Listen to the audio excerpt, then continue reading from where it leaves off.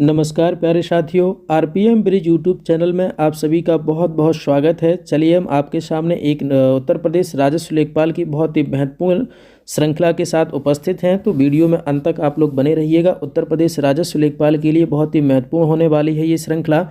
तो चलिए आइए बिना देरी किए हुए श्रृंखला की शुरुआत करते हैं। जैसे कि स्क्रीन पर आप देख पा रहे होंगे, टॉपिक है जो आपका है वो पशुपालन से संबंधित है।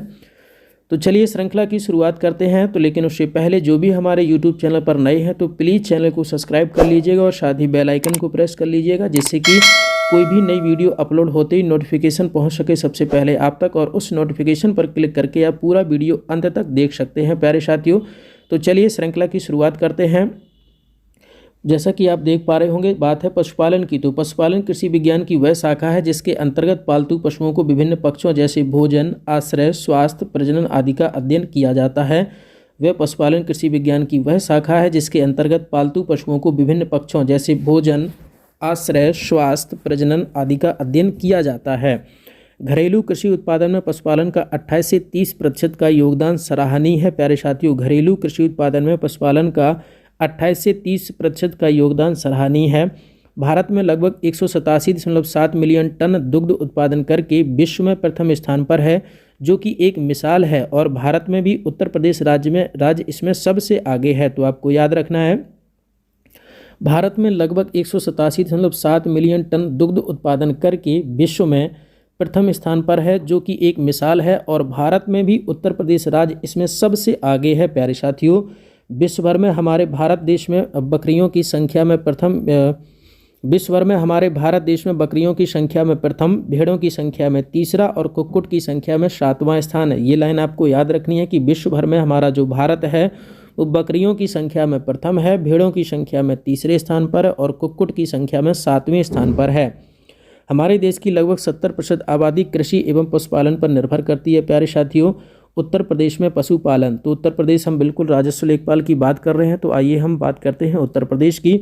उत्तर प्रदेश में अलग अलग पशुपालन विभाग की स्थापना 1944 में की गई थी प्यारे साथियों। पशुधन के विकास में 4 प्रमुख विभागों पर काम किए जा रहे हैं। कौन कौन से वो विभाग हैं? पशु प्रजनन, पशु प्रबंधन विभाग, पशु पोषण विभाग, पशु स्वास्थ्य विभाग। उत्तर प्रदेश में पशुओं की स्वास्थ्य की अच्छी चिकित्सा सेवा उपलब्ध कराए जाने के लिए 3 पशु चिकित्सालय पॉलीक्लिनिक क्रमशः गोरखपुर, लखनऊ और मुजफ्फरनगर में कार्यरत हैं प्यारे साथियों। पशु चिकित्सा एवं रोगों की रोकथाम के लिए निरंतर सेवाएं 2200 चिकित्सालयों में 267 औषधालय, 2575 पशु सेवा केंद्र तथा 29 सचल पशु चिकित्सालयों के माध्यम से उपलब्ध कराई जा रही है। तो ये जो स्क्रीन पर आपको दिख रहा है, इसका आप स्क्रीनशॉट ले लीजिए। ये बहुत ही महत्वपूर्ण ये टॉपिक है, यानी कि बहुत ही महत्वपूर्ण बातें यहाँ पर बताई गई हैं, तो स्क्रीनशॉट आप लोग ले सकते हैं। चलिए आगे बढ़ते हैं। दूध उत्पादन को बढ़ाने के लिए भारत सरकार द्वारा ऑपरेशन फ्लड की शुरुआत किया गया था, जो कि 3 चरणों में शुरू किया गया था। किसकी शुरुआत हुई? Operation flood. 3 चरणों में शुरुआत की गई। प्रथम चरण 1970 से 76, द्वितीय चरण 1982 से 87, तृतीय चरण 1987 से 1996। उत्तर प्रदेश केंद्र सरकार के सहयोग से 75% आर्थिक सहयोग से प्रदेश के झांसी जिले के भरारी स्थान पर पशु चारा बैंक स्थापित किया गया है प्यारे साथियों, जिसमें केंद्र सरकार का 75% सहयोग है प्यारे साथियों। चलिए आगे बढ़ते हैं। उत्तर प्रदेश की राजधानी लखनऊ में पशु जैविक औषधि संस्थान स्थापित है। उत्तर प्रदेश मांस के उत्पादन में देश में प्रथम स्थान है प्यारे साथियों। उत्तर प्रदेश मांस के उत्पादन में देश में प्रथम स्थान पर है। उत्तर प्रदेश दुग्ध विकास विभाग दुग्ध परिषद की स्थापना 1976 में की गई। तो प्यारे साथी, उत्तर प्रदेश दुग्ध विकास विभाग की दुग्ध परिषद की स्थापना 1976 में की गई थी। मधुमक्खी पालन में शहद के अलावा मोम, प्रॉपरली, रॉयल जेली आदि प्राप्त होता है प्यारे साथी। कुक्कुट पालन, उत्तर प्रदेश राज्य सरकार द्वारा हाल ही में कुक्कुट पालन को कृषि का दर्जा प्रदान कर दिया गया है। कुक्कुट पालन के क्षेत्र में उद्यमता विकास हेतु 2013 में राज्य सरकार ने कुक्कुट नीति की घोषणा की। इस नीति में कुक्कुट को बढ़ावा देने हेतु कई प्रकार की छूट की व्यवस्था की गई है। मत्स्य पालन विभाग की स्थापना 1966 में की गई थी प्यारे साथियों। तो आपको याद रखना है, जून 2015 में मत्स्य पालन को कृषि का दर्जा दिया गया। कब दिया गया? जून 2015 में। मत्स्य विभाग के लिए मत्स्य नीति 2006 में तैयार की गई थी प्यारे साथियों। केंद्र द्वारा संचालित नेशनल फिशरमैन वेलफेयर फंड के माध्यम से मछुआरों के लिए केंद्र व राज्य के 50-50 के अनुपात में सहयोग से आवास निर्माण कराया जाता है प्यारे साथियों। मछुआरी दुर्घटना बीमा योजना 1985 से 86 में शुरू की गई, जिसमें आदमी की मृत्यु होने पर 1 लाख और अपंग होने पर 50,000 का भुगतान किया जाता है। चलिए आगे बढ़ते हैं।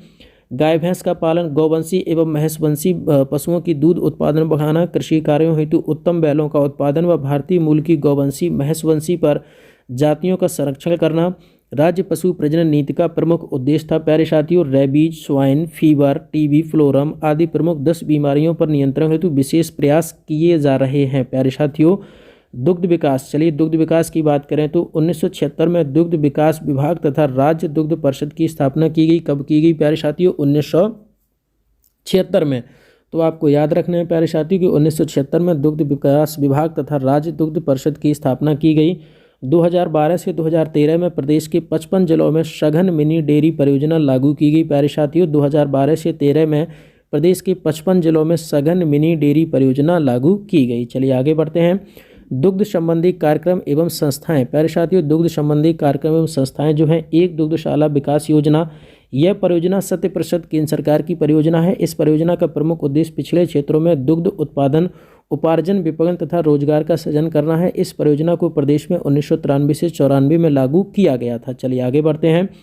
कामधेनु डेयरी योजना, दुग्ध उत्पादन को राज्य में बढ़ाए जाने के कारण कामधेनु योजना चलाई गई थी। प्यारे साथियों, तो आपको याद रखना है कि कामधेनु डेयरी योजना जो है वो दुग्ध उत्पादन को राज्य में बढ़ाए जाने के कारण कामधेनु योजना चलाई गई थी। आगे बढ़ते हैं। इस योजना को अधिक सफल बनाने के लिए डेयरी की इकाई के लिए बैंक द्वारा ऋण प्रदान किया जाता है। इस ऋण पर 5 वर्ष के लिए 12% ब्याज की दर से भरपाई की जाती है। तो आपको याद रखना है कि इस योजना को अधिक सफल बनाने के लिए डेयरी की इकाई के लिए बैंक द्वारा ऋण प्रदान किया जाता है। इस ऋण पर 5 वर्ष के लिए 12% ब्याज की दर से भरपाई की जाती है। चलिए आगे बढ़ते हैं। राज्य दुग्ध परिषद, राज्य दुग्ध परिषद की स्थापना 1976 में की गई थी, जिसका कार्य लाइसेंस, दुग्ध मूल्य का निर्धारण एवं उत्पादन विनियमन आदेश लागू करना है। प्यारे साथियों, प्रादेशिक कोऑपरेटिव डेयरी फेडरेशन, प्रादेशिक कोऑपरेटिव डेयरी फेडरेशन, इस विभाग का गठन 1962 में दूध व दुग्धशाला के विकास के लिए किया गया है।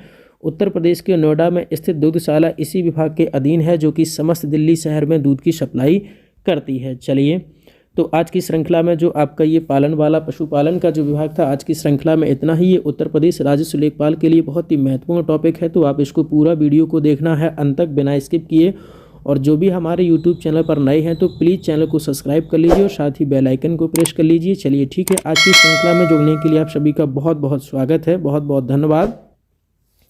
RPM ब्रिज यूट्यूब चैनल में आप सभी का बहुत बहुत स्वागत है, धन्यवाद।